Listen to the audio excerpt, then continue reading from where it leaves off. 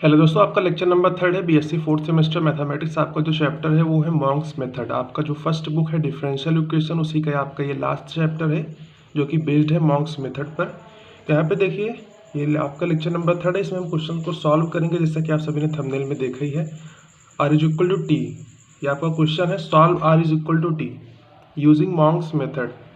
अब ये क्या होता है, कैसे सॉल्व किया जाता है, ये सभी बातें आपके पिछले लेक्चर्स में हो चुकी हैं। चलिए इसको क्वेश्चन को सॉल्व करते हैं। सबसे पहले आप क्या करिए, आर इज इक्वल टू यहाँ पे टी है तो आप यहाँ पे क्या कर लीजिए, आर माइनस का टी हो जाएगा। ठीक है, टी को अंदर ले आइए तो आपका इज इक्वल टू 0। इसको आप इक्वेशन नंबर 1 यहाँ पे लेट कर लीजिए। आपका ये फर्स्ट काम रहेगा सभी क्वेश्चंस में।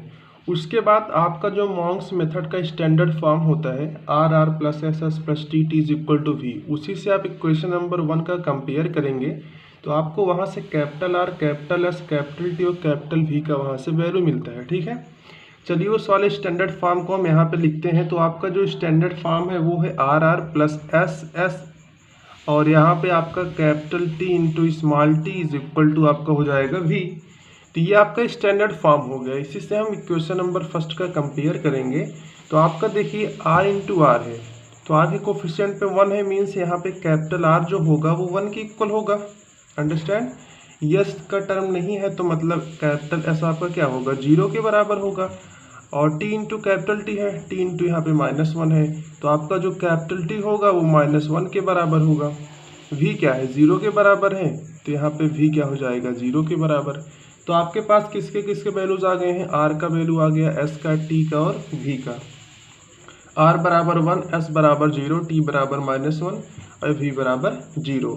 अब देखिए जो मॉन्क्स मेथड का ऑक्सिलरी या सब्सिडायरी इक्वेशन होता है वो दो चीज़ होता है। उन दोनों इक्वेशन को हम यहाँ पे लिखने वाले हैं। आई होप आपको चीज़ याद होगा। चलिए उस वाली इक्वेशन को हम यहाँ पे नोट करते हैं बिना किसी देरी के। तो देखिए यहाँ पे आपके पास दो सब्सिडायरी इक्वेशन आ गए हैं। आर डी वाई का whole square plus T D X square minus S D Y D X is equal to 0। इसको आप इक्वेशन नंबर 2 लेट कर लीजिए। और उसके बाद है आपका R D P D Y plus T D Q D X minus V D Y D X is equal to 0, equation number 3। इन दोनों इक्वेशन को आपको याद रखना होगा क्योंकि आपका ये मॉन्क्स का सब्सिडायरी या फिर ऑक्सिलरी इक्वेशन है। इसी में हम आर एस टी और वी का वैल्यू 1 बाई 1 पुट करते हैं, फिर इसी को सॉल्व करेंगे पी एंड क्यू के लिए। जब आपके पास इन दोनों इक्वेशन को सॉल्व करने के बाद आपके पास पी और क्यू आ जाएगा तो उसको हम जनरल इक्वेशन में रखेंगे जो कि होता है D Z is equal to P D X plus Q D Y. फिर उसके बाद उसका हम इंटीग्रेट कर देंगे तो आपके पास जेड आ जाएगा, वही आपका लास्ट स्टेप होगा इस क्वेश्चन का। तो चलिए सबसे पहले हम इक्वेशन नंबर 2 को यहाँ पे लेके चलते हैं। तो इसमें हम पुट करेंगे वैल्यू को, कौन कौन से वैल्यू को, आर के वैल्यू को, टी के वैल्यू को और एस के वैल्यू को। चलिए यहाँ पे हम लिखते हैं और वैल्यूज़ को हम यहाँ पे पुट करते हैं। यहाँ पे देखिए हम वैल्यूज़ को पुट करेंगे आर एस एंड टी को इक्वेशन नंबर 2 में। तो यहाँ पे देखिए कैपिटल आर है, यहाँ पे कैपिटल टी है, यहाँ पे कैपिटल यस है। तो ये आपका डी वाई का होल स्क्वायर माइनस यहाँ पे देखिए टी का वैल्यू जो है वो आपका -1 है तो माइनस डी एक्स का होल स्क्वायर, यस आपके पास 0 है तो ये 0 हो जाएगा, इज इक्वल टू आपका हो जाएगा 0।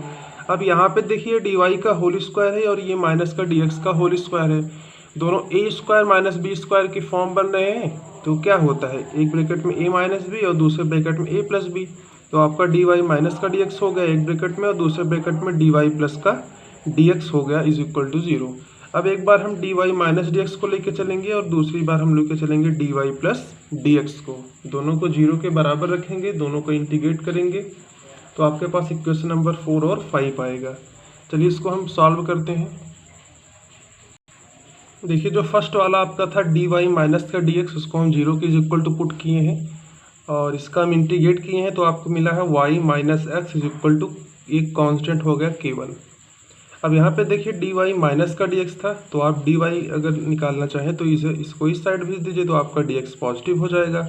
वही चीज़ हम यहाँ पे लिखे हैं d y is equal to D x. इन दोनों इक्वेशन को आप कंबाइन करके इक्वेशन नंबर 4 यहाँ पे लेट कर लीजिए। सेम यही मेथड यहाँ भी अप्लाई करेंगे। अब आपके दूसरे वाले मैंने टर्म को लिया है जो कि है डी वाई प्लस का D X is equal to 0।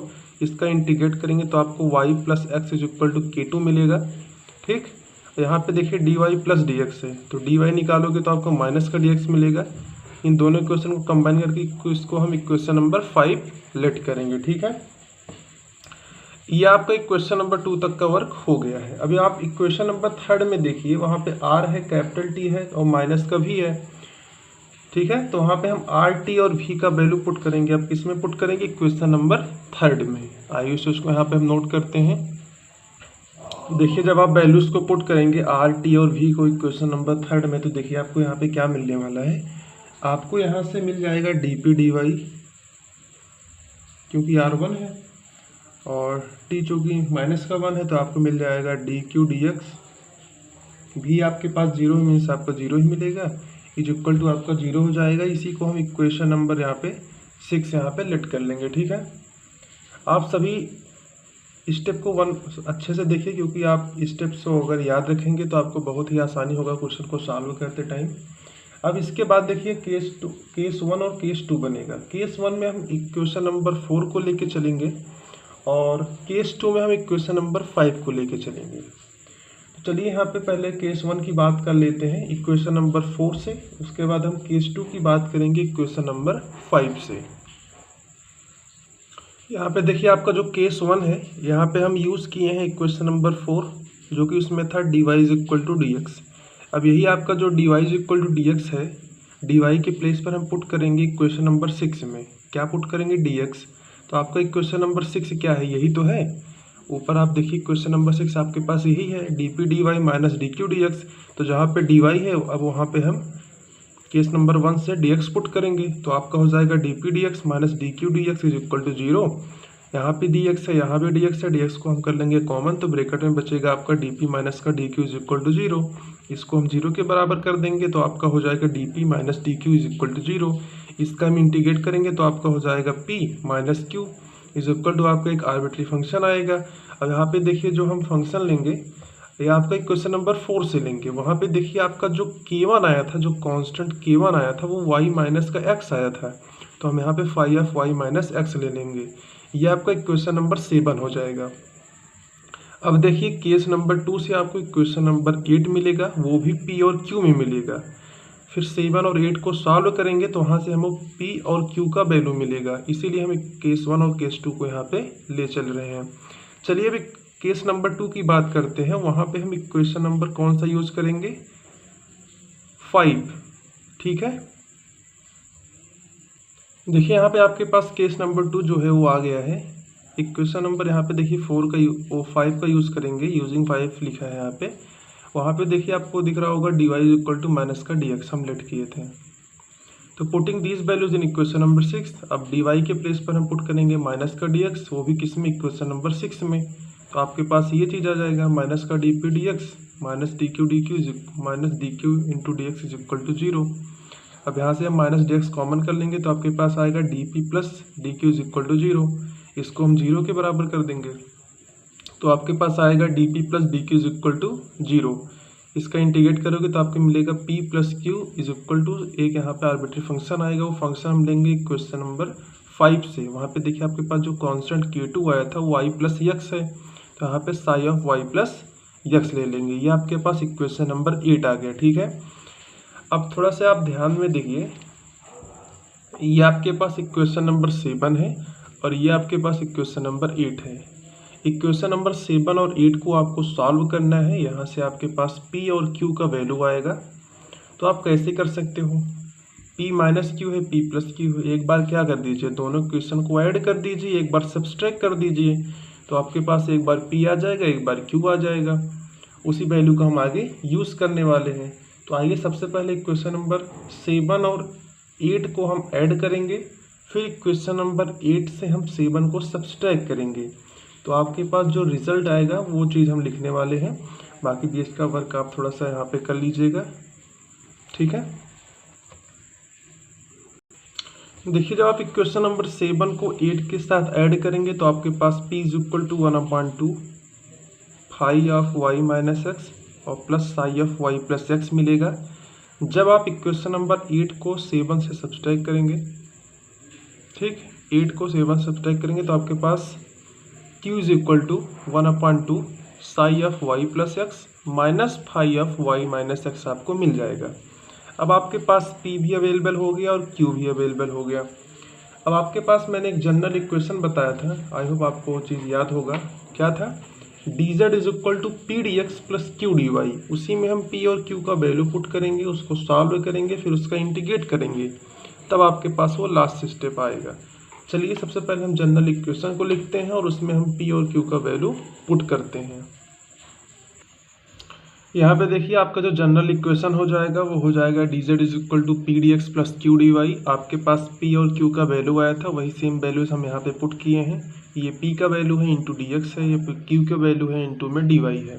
अब ये जो आपका y माइनस एक्स वाला टर्म है और ये आपका जो y माइनस एक्स वाला टर्म है, इसको आप एक साइड कर लीजिए, तो आपके पास ये चीज़ आ जाएगा 1/2 five of y minus x और ब्रैकेट में आपके पास होगा dx minus dy plus 1/2 psi of y plus X dx plus dy।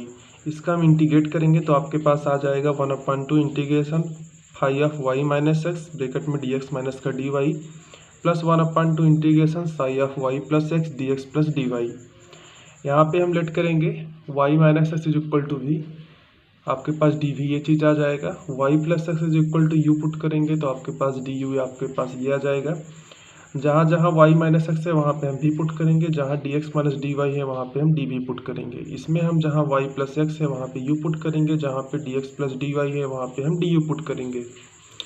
तो आपके पास ये चीज़ आ जाएगा z is equal to 1/2 integration phi of v into D V plus 1/2 integration psi of u into D you.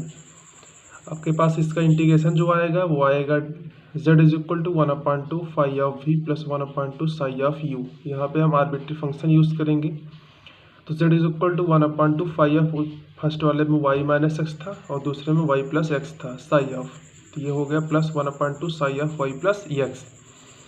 जहाँ पे 1/2 है 1/2 उसको आप f1 f2 लेट कर लीजिए दोनों में, तो आपके पास आज आ जाएगा z is equal to f1 phi of y minus X plus f2 psi of y plus X. यहाँ पे फाई और साई क्या है? आपके आर्बिट्री फंक्शंस है।